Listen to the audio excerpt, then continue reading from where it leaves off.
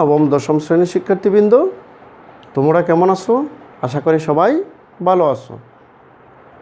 আজকের এই পাঠে সবাইকে স্বাগত জানিয়ে শুরু করছি। আমি ইস্তিয়াদুল ইসলাম, সহকারী শিক্ষক গণিত, চন্নারসর SSDP মডেল উচ্চ বিদ্যালয়, দিরাই সুনামগঞ্জ। গত ক্লাসে আমরা সসীম ধারার সমান্ত ধারা সম্পর্কিত যে সেগুলা সমাধান করেছি। আজকে দেখব আমরা আমাদের সসীম ধারার অধ্যায়ের গুণোত্তর দ্বারা সম্পর্কিত সমস্যা। তাহলে গুণোত্তর দ্বারা আমরা কিভাবে চিনব একটা দ্বারা দেখে? আমি গত ক্লাসেও বলেছি গুণোত্তর দ্বারা আমরা চিনার উপায়টা কি, যদি দেখি আমরা কোনো একটা সংখ্যার গুণিতক আকারে দ্বারাটা দেওয়া আছে বা প্রথম পদ দ্বারা দ্বিতীয় পদকে ভাগ করলে যে অনুপাতটা হবে এবং দ্বিতীয় পদ দ্বারা তৃতীয় পদকে ভাগ করলে যে অনুপাতটা হবে, প্রত্যেকটা অনুপাত কী হবে? সমান হবে। তার মানে যদি অনুপাতের মান সমান হয় প্রতি দুইটা পদের, তাহলে আমরা কি বলবো? যে এটা একটা গুণোত্তর ধারা। আর যদি বিগ ফলটা সমান হয় প্রতি দুইটা পদের, তাহলে কি হবে? এটা সমান্তর ধারা হবে। এখন দেখো, যদি আমি একটা ধারা লিখি a plus AR plus AR square, এভাবেই যদি আমি লিখতে যাই, শেষ যে পদটা হবে, দেখো এখানেও কিন্তু আমার আর আছে, এখানে কি r টু দি পাওয়ার 0। তাহলে এটা 0, এটা 1 2, তার মানে এ যেহেতু প্রত্যেকটা পদ আছে এ, আর 0 1 2 3 n সংখ্যক পর্যন্ত গেলে আমার কি হবে? যেহেতু পদের সাথে আমার মানটা কি একটা কম আছে, তার মানে r টু দি পাওয়ার কী হবে? n-1 হবে। তাহলে এটা একটা গুণোত্তর দ্বারা। কিভাবে? দেখো, আমি প্রথম পদ দ্বারা দ্বিতীয় পদকে ভাগ করলে যে অনুপাতটা হবে, মানটা হবে, দ্বিতীয় পদ দ্বারা তৃতীয় পদকে ভাগ করলেও কী হবে? সেম মান হবে। তাহলে আমরা বলতে পারি এখানে অনুপাত কত? আর আর আর প্রথম পদ তো দেওয়া আছে কত আমার এখানে? এ। এখন দেখো, তাহলে আমার এই যে শেষে যে মানটা, আমরা এটাকে কি বলি? একটা সাধারণ পদ বলি। কি বলি? সাধারণ পদ। সাধারণ পদ কী জন্য? সাধারণ পদ এই জন্যই, আমরা সাধারণ পদ দ্বারা আমার প্রত্যেকটা পদের মান কি করতে পারবো? বের করতে পারবো। আমি যদি এনের মান যে বসিয়ে দিই, এখানে যদি 1 বসাই, তাহলে প্রথম পদটা পাবো। 2 বসাইলে মানে স্বাভাবিক সংখ্যার সাথে মিল রেখে আমি যদি এখানে মান বসাই, তাহলে আমি কি প্রত্যেকটা পদের মান এখানে পাবো। তাহলে এটাকে আমরা কি বলি? সাধারণ পদ বলি। তাহলে আমরা এই গুণোত্তর দ্বারার জন্য একটা সূত্র পেলাম। যদি n-তম পদ বলে, তাহলে আমাদের সূত্রটা কি হবে? r to the power n-1। আর যদি সমষ্টি বলে, তাহলে সমষ্টির সূত্রটা কি হবে? a into r to the power n-1 by r-1। দেখো, অনুপাতের মানের উপর নির্ভর করতেছে যে r to the power n-1 হবে না 1 - r to the power n হবে। তাহলে এখানে যদি আরটা বড় থাকে 1-এর চেয়ে, এই সূত্র, এবং a into 1 - r to the power n ভাগ 1 - r, এই সূত্রটা প্রয়োগ করতে হবে যখন আরটা ছোটো থাকবে 1-এর চেয়ে। তাহলে এই হচ্ছে আমাদের এই রকম যদি একটা গুণোত্তর দ্বারা দেওয়া থাকে, তাহলে আমার n-তম পদের মানও বের করতে পারবো, আবার সমষ্টিও বের করতে পারবো। আর এই অধ্যায়ের আমরা গুণোত্তর দ্বারার যে অঙ্কগুলো বা সমস্যাগুলো আসে, ঠিক সমান্ত দ্বারার মতোই। কীরকম? দেখবা, মান দেওয়া থাকলে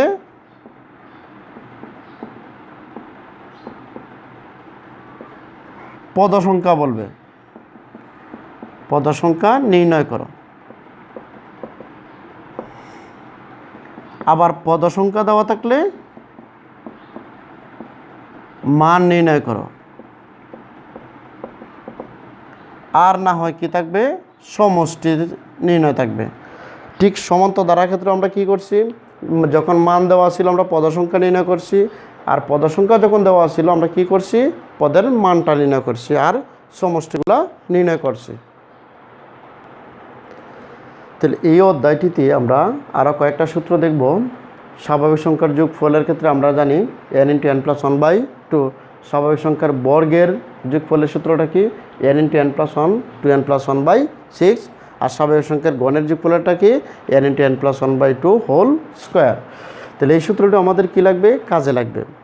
আচ্ছা এবার দেখব আমরা আমাদের অনুশীলনী যে সমস্যাগুলো সেই সমস্যার সমাধান নিয়ে। তো 1 থেকে 4 পর্যন্ত 4টা সঠিক উত্তর দেওয়া আছে, আমরা সঠিক উত্তরে পরে আসতেছি। আমরা এবার 5 নম্বর অঙ্কটা একটু দেখি। দেখো একটা ধারা দেওয়া আছে কি 64 + 32 + 16 + 8 এভাবে একটা ধারা দেওয়া আছে অষ্টম পদ নির্ণয় করো। তো একটু আগে আমি বলছি যে আমাদের মান দেওয়া থাকলে পদ সংখ্যা বাইর করতে বলবে আর পদ সংখ্যা দেওয়া থাকলে মান বাইর করতে বলবে। তাহলে আমাদের এখানে কি বলা অষ্টম পদটা নির্ণয় করতাম, তার মানে কি পদ সংখ্যা আমার 8 কিন্তু মানটা দেওয়া নাই, তার মানে কি এখানে পদ দেওয়া মান নাই এই পর্যায়ে, তাই না? আচ্ছা তাহলে আমরা উত্তরটা লিখি। এখানে প্রথমে আমরা দেখে নিব যে কি কি দেওয়া আছে। তাহলে প্রথম পদ গুণোত্তর ধারার, তোমরা চাইলে সামনে দিয়ে কী লিখতে পারো গুণোত্তর ধারা, গুণোত্তর ধারার প্রথম পদ এর সমান কত দেওয়া আছে 64 আর অনুপাত দেওয়া আছে গুণোত্তর ধারার আর সমান দেখো আমি কি বলছিলাম অনুপাত আমরা কিভাবে নির্ণয় করব প্রথম পদ দ্বারা দ্বিতীয় পদকে ভাগ করব অথবা দ্বিতীয় পদ দ্বারা তৃতীয় পদকে ভাগ করব। তাহলে আমরা প্রথম পদ দ্বারা দ্বিতীয় পদকে ভাগ করি। তাহলে দেখো 32 দুগুণা কত 64 আর উপরে 1 তার মানে কি 1/2। তাহলে গুণোত্তর ধারাটির আমি প্রথম পদ পেলাম 64 আর অনুপাত পেলাম কত 1/2। এখন আমরা কি করব অষ্টম পদ নির্ণয় করব। যেহেতু আমরা nতম পদের মান সূত্রটা জানি, তাহলে আমরা জানি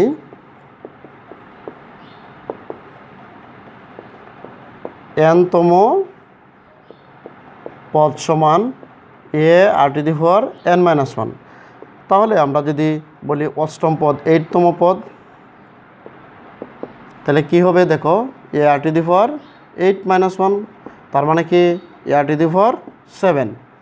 এখন আমরা মানগুলো বসিয়ে দেই। এর মান কত দেওয়া আছে 64 ইন্টু আর এর মান কত হাফ পাওয়ার হচ্ছে 7।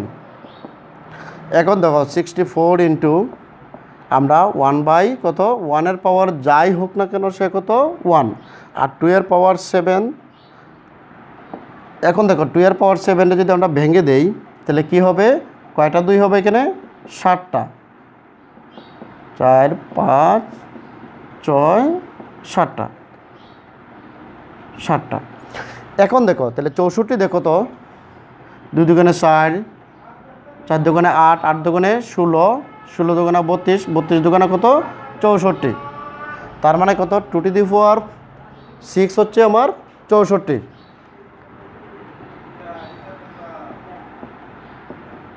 ইন্টু কত 2 আমরা বলতে পারি না, অথবা 64 দুগুণ 128 আমরা কি করতে পারি বলতে পারি। তাহলে 64 ক্যান্সেল, তার মানে কত হলো 1/2। তাহলে আমাদের 8তম পদের মানটা কত 1/2, এটাই আনসার। তাহলে দেখি আমরা পরবর্তী অঙ্কটি। দেখো 3 + 9 + 27 প্লাস এই একটা ধারাটির প্রথম 14টি পদের সমষ্টি নির্ণয় করো। তাহলে কি বলছে প্রথম 14টি পদের, তার মানে কি পদ সংখ্যা দেওয়া আছে কতটি 14টি। তাহলে n এর মান 14টি। তাহলে আমরা সমষ্টি নির্ণয় করতে গেলে আমরা জানি এর মান জানতে হবে, আর এর মানটা জানতে হবে আর n এর মানটা জানতে হবে, তাইলে কি করতে পারবো আমরা সমষ্টিটা নির্ণয় করতে পারবো। এখন প্রথম কাজ হচ্ছে আমাদের এই যে ধারাটা দেওয়া এটা কী ধরনের ধারা সমান্তর না আগে আমাদের কি করতে হবে চিহ্নিত করতে হবে। যদি সমান্তর হয় সমান্তর ধারার সূত্র দিয়ে করব, আর যদি গুণোত্তর হয় গুণোত্তর ধারার সূত্র দিয়ে সমষ্টি নির্ণয় করব। তো যেহেতু দেখো আমার 3 দ্বারা 9কে ভাগ করলে অনুপাত 3, 9 দ্বারা 27কে কী করি আমরা ভাগ করি 3 হচ্ছে। যেহেতু এটা অনুপাতটা সমান তার মানে কি এটা একটা গুণোত্তর ধারা। তাহলে এখানে প্রথম পদ এর সমান কত দেওয়া আছে দেখো 3 আর অনুপাতটা কত দেওয়া আছে যেটাকে আমরা বলি সাধারণ অনুপাত বা অনুপাত আকারে। আর এর মান কত দাও 3। এবং গুণোত্তর ধারার ক্ষেত্রে সমষ্টিটা নির্ণয় সূত্র যে এটা নির্ভর করছে কার উপর, আর এর উপর। আর যদি একের চেয়ে বড় হয় এক সূত্র, আর একের চেয়ে ছোটো হলে আরেক সূত্র। তাহলে এখানে দেখো আমার আর এর মানটা কি 1-এর চেয়ে বড়, আর এর মানটা কি 1-এর চেয়ে এখানে বড়, তাহলে আমাদের সূত্রটা জানা আছে। এবার আমরা কি করব, প্রথম 14টি পদের সমষ্টি নির্ণয় করব। এখানে n সমান কত 14, পদ সংখ্যা n সমান কতটি আছে 14টি। তাহলে আমার প্রথম 14টি পদের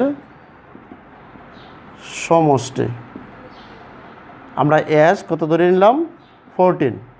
তাহলে সুতরাং s 14 সমান, আমরা সূত্রটা কী ছিল a ইন্টু, যেহেতু আর এর মানটা বড় তার মানে কী হবে r⁻1/r−1।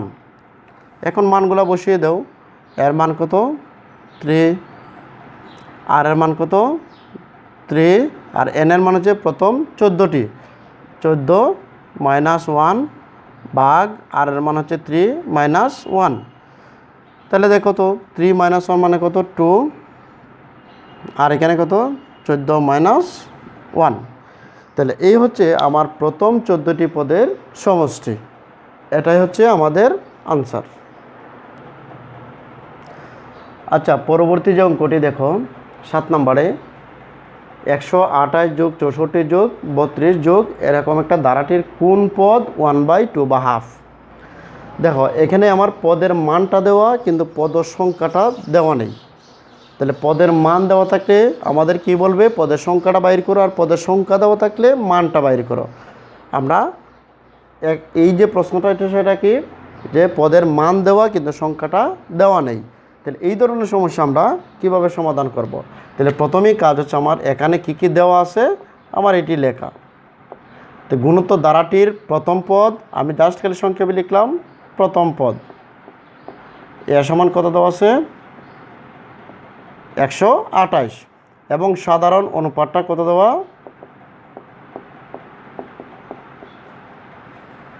আর এর মানটা দেখো। তাহলে প্রথম পদ দ্বারা দ্বিতীয় পদকে কী করব, ভাগ করব। তাহলে কত হচ্ছে 2 বার, তার মানে কত 1/2। আমার সাধারণ অনুপাতটা কত পেলাম 1/2।